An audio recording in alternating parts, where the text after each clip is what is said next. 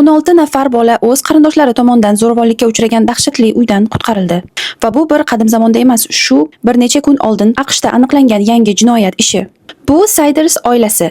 Katta Gary Sayders va Elizabeth Sayders bu bolalarning buvisi va bobosi. Kichkina Gary Sayders va Kristen Sayders bu ularning ota-onasi. Ularning barchasi Ogayo shtatida kichik bir uyda yashashgan. Bundan tashqari, u yerda yana 16 nafar bola ham bo'lgan. Ammo bu uyga ko'chib kelishlaridan oldin ular juda tez yashash joylarini o'zgartirib yurishgan. Ular imkon qadar yopiq hayot tarzini olib borishgan. Ularning qo'shnilari, hatto qarindoshlari ham oilada nechta bola borligini bilishmagan. Gap shundaki, Ogayo shtatining qishloq hududlarida uylar bir-biridan juda ham uzoq joyda joylashgan. Shu sababli qo'shnilar yillar davomida hech narsani eshitmagan va hech narsani ko'rishmagan. Tabiiyki, bolalar maktabga bormagan, ularning hech qanday tibbiy tarix ham bo'lmagan, ya'ni hujjatlarda ular umuman mavjud bo'lmagan. Tergov alohida e'tiborni oilaning onasi Kristen Saydersga qaratmoqda. U juda erta, taxminan 15 yoshlarda turmushga chiqqan. Shundan keyin u darhol ketma-ket farzand ko'ra boshlagan. Uni o'z oilasidan olib ketishgan va o'sha paytdan boshlab erning oilasi bilan yashay boshlagan. Agar bilsangiz, g'arbliklar uchun bu juda ham noodatiy holat, ya'ni erning ota-onasi bilan birga yashash.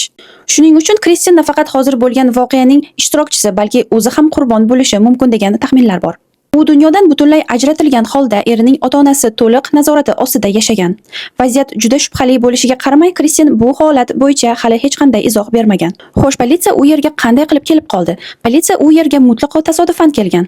Politsiya Sayderslar uyiga boshqa bir ish bo'yicha, aniqrog'i ular jamoat joyida nomaqbul xatti-harakatlar bo'yicha shubha ostiga olingan va politsiya ularning uyini tintuv o'tkazish uchun order olgan.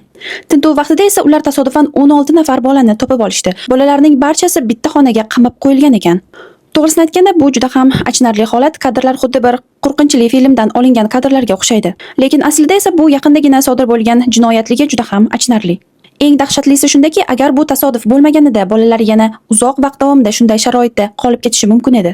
Bolalar juda ham og'ir ahvolda ekan. Ular antisanitariya sharoitida yashashgan, atrof hamma joyda chiqindi va qoldiqlarga to'la bo'lgan. Ko'plab bolalar gapira olmaydi. Ularda rivojlanishdan ortda qolish holatlari ko'p. Bolalarning eng kichigi 18 oylik, eng kattasi esa 18 yoshda ekan.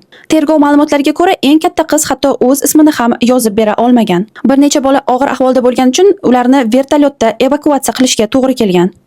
Barcha holatlar ochiq-oydin ko'rinib turganiga qaramay, oila o'z aybini tan olgani yo'q. Ularning advokatlari aytgan yagona gap shuki, vaziyat ko'ringanidan ancha murakkabroq.